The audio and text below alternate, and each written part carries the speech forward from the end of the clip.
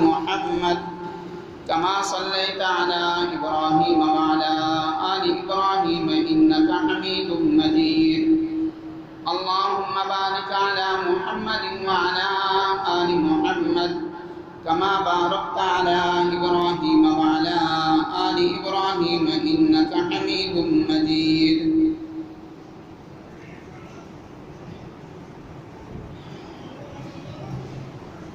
اللہ رب العزت نے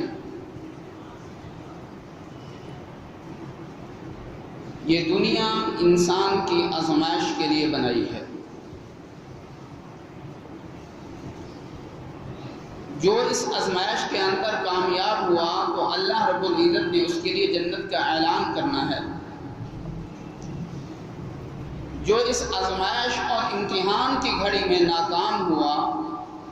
تو اللہ رب العزت نے اس کے لیے جہنم کا اعلان فرمانا ہے۔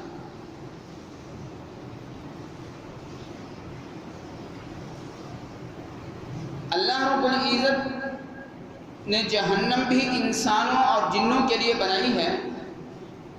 اور جنت بھی انسانوں اور جنوں کے لیے بنائی ہے۔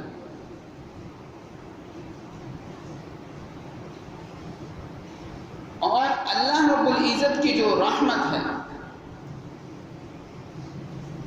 اللہ کے غصے، اللہ کے قہر اور اللہ کے عذاب پر ہے بھی ہے۔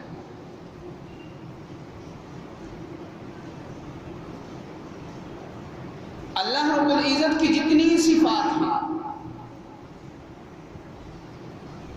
وہ تمام صفات جو ہیں اپنے ایک معنی تک ہیں،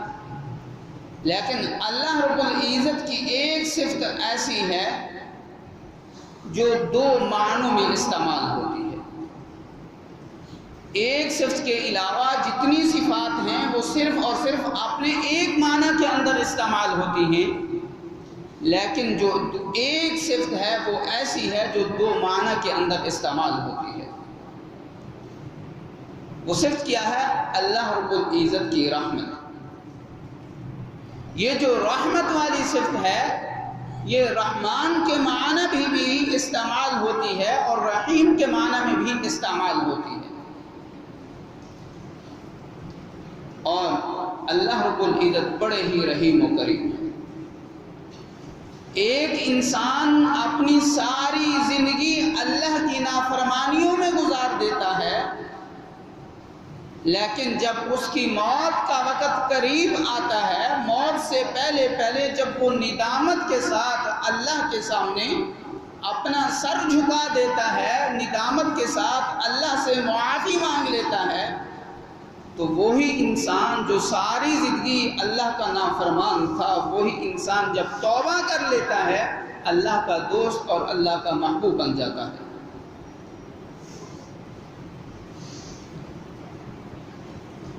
بنی اسرائیل کا قصہ ایک مشہور ہے کہ ایک نوجوان ساری زندگی اللہ کی نافرمانی کرتا ہے تو اس کے علاقے والے، اس کی بستی والے اس کو اپنی بستی سے نکال دیتے ہیں۔ وہ جنگل میں چلا جاتا ہے، اس کے پاس جو اسباب ہوتے ہیں، جب تک وہ اسباب ہوتے ہیں وہ کھاتا ہے، زندگی گزارتا ہے، لیکن جب اس کی زندگی فاقوں میں چلی جاتی ہے، جب اس سے فاقے برداشت نہیں ہوتے، اپنے دائیں بھی دیکھتا ہے کہ شاید کوئی میری مدد کرنے والا ہو، اپنے بائیں بھی دیکھتا ہے کہ شاید میری کوئی مدد کرنے والا ہو۔ جب چاروں طرف دیکھتا ہے کہ اس کی کوئی مدد کرنے والا نہیں ہے تو آسمان کی طرف منہ اٹھا کے کہتا ہے، اے اللہ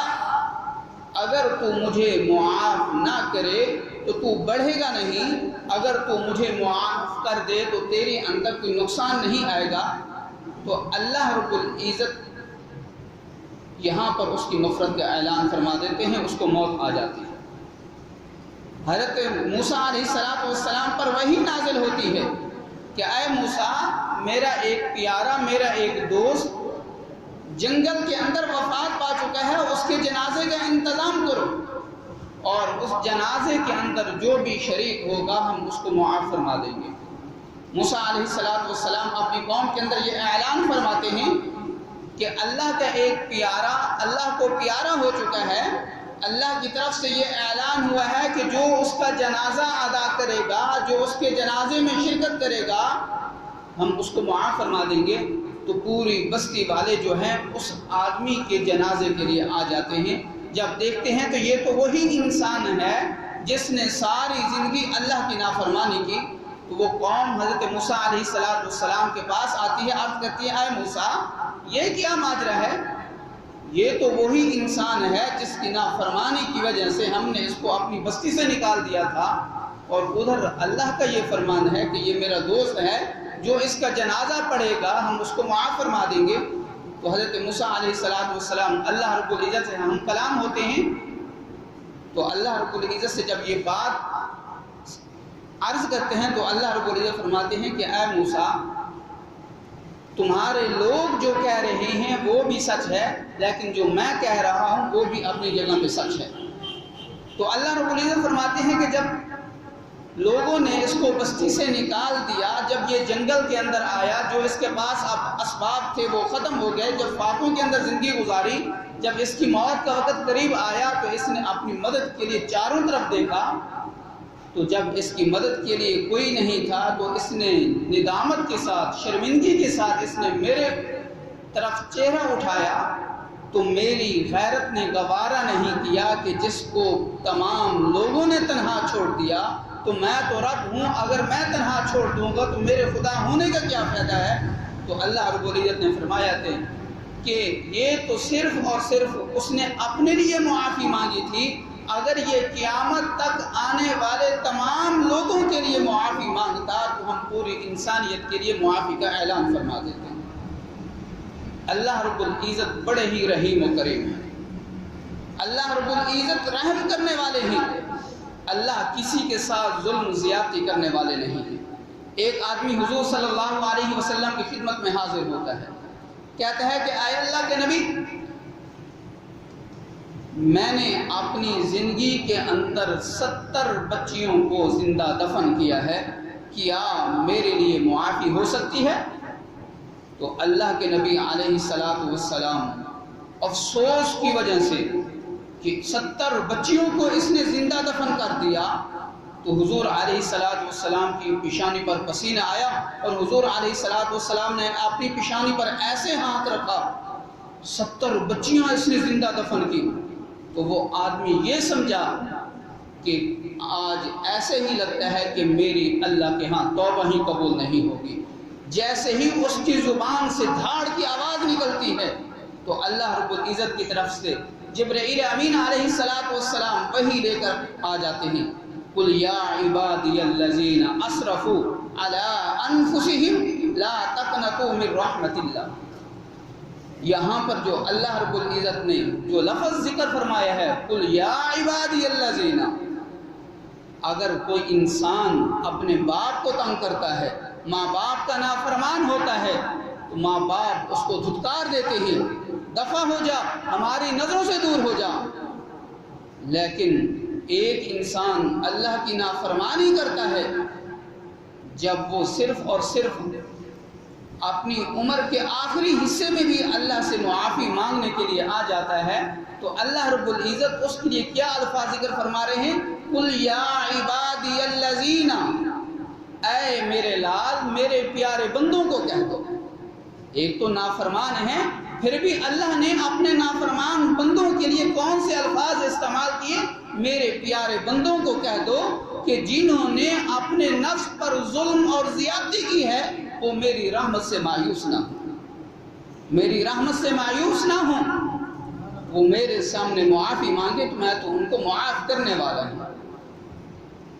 ہماری دنیا کا یہ اصول ہے کہ اگر ایک انسان کسی سے احسان لینا چاہتا ہے تو ایک انسان کو پتہ ہے کہ یہ آدمی اس کو کچھ مدد کی ضرورت ہے، تو کچھ وقت کے بعد جائے تو وہ انسان اس انسان سے کہتا ہے کہ پہلے کہاں تھا، تو پہلے کیوں نہیں آیا، تو اب کیوں آیا ہے۔ لیکن اللہ رب العزت کی ذات ایسی نہیں ہے۔ اگر ہم جوانی اللہ کی نافرمانی میں گزار دیں، ہم پورا بڑھاپا اللہ کی نافرمانی میں گزار دیں، لیکن موت سے کچھ وقت پہلے ہم اللہ کے سامنے ندامت کے ساتھ جب ہاتھ اٹھائیں گے، اللہ ہم سے یہ نہیں پوچھے گا کہ تم نے جوانی نافرمانی میں کیوں گزاری، تم نے اپنا بڑھاپا نافرمانی میں کیوں گزارا، اب تم کیوں آئے ہو، پہلے کیوں نہیں آئے تھے؟ اللہ ہم سے یہ سوال نہیں کرے گا، اللہ فوراً ہی ہمیں معاف فرما دیں گے۔ حدیث مبارکہ کے اندر آتا ہے کہ جب اللہ رب العزت نے شیطان مردود کو آسمان سے نکالا تو شیطان نے اس وقت قسم اٹھائی، فَبِعِزَّتِكَ، اے اللہ تیری عزت کی قسم، میں تیرے بندوں کو آگے سے بھی گمراہ کروں گا، پیچھے سے بھی گمراہ کروں گا، دائیں سے بھی گمراہ کروں گا، بائیں سے بھی گمراہ کروں گا۔ تو فرشتے کہنے لگے کہ اب تو ابن آدم کی خیر ہی نہیں ہے۔ تو فرشتوں نے اللہ رب العزت کے سامنے عرض کیا، اے اللہ اب آدم کی اولاد کا کیا بنے گا؟ چاروں طرف سے فرشتے کہتے ہیں، چاروں طرف سے جب شیطان آدم کی اولاد کو گمراہ کرے گا تو وہ تو تیرے فرما بردار نہیں ہوں گے، وہ تو تیرے نافرمان ہوں گے۔ شیطان نے خود کہا تھا وَلَا تَجِدُ أَكْثَرُهُمْ شَاكِرِينَ، کہ اکثر لوگ جو ہیں شکر گزار نہیں ہوں گے، وہ نافرمان ہی ہوں گے، ناشکرے ہی ہوں گے۔ تو اللہ رب العزت نے فرمایا کہ اس نے آگے کا، پیچھے کا، دائیں کا، بائیں کا تو ذکر کیا ہے، لیکن اس نے دو جگہ پھر بھی چھوڑی ہیں، ایک اوپر کی اور ایک نیچے کی۔ تو اللہ رب العزت نے، شیطان نے ایک قسم اٹھائی اور اللہ رب العزت نے دو قسمیں اٹھائیں۔ کیا فرمایا؟ فَبِعِزَّتِي وَجِلَالِي، مجھے اپنی عزت کی قسم، مجھے اپنے جلال کی قسم، جب میرا بندہ میری نافرمانی کرنے کے بعد جب ہی میرے سامنے ہاتھ اٹھائے گا تو میں اس کے ہاتھ جھکانے سے پہلے ہی اس کو معاف فرما دوں گا۔ تو اللہ رب العزت نے کیا فرمایا کہ ایک اوپر والی جگہ اور ایک نیچے کی جگہ۔ تو جب میرا بندہ میرے سامنے اوپر کی طرف ہاتھ اٹھائے گا تو اس کے ہاتھ جھکانے سے پہلے ہی میں اس کے گناہ معاف فرما دوں گا۔ اور پھر دوسری جگہ جو نیچے والی ہے کہ جیسے ہی میرا بندہ گناہوں والی زندگی گزارنے کے بعد جب اس کے دل کے اندر میرے لیے احساس پیدا ہوگا تو جب وہ میرے سامنے سجدہ ریز ہوگا تو سجدے سے اپنی پیشانی اٹھانے سے پہلے ہی میں اس کے لیے معافی کا اعلان فرما دوں گا۔ ایک اللہ کا قانون ہے اور ایک اللہ کی رحمت ہے۔ اللہ کا قانون کیا ہے؟ فَمَنْ ثَقُلَتْ مَوَازِينُهُ فَأُولَٰئِكَ هُمُ الْمُفْلِحُونَ، کہ جس کی نیکیاں اس کے گناہوں پر ہیوی ہو گئی،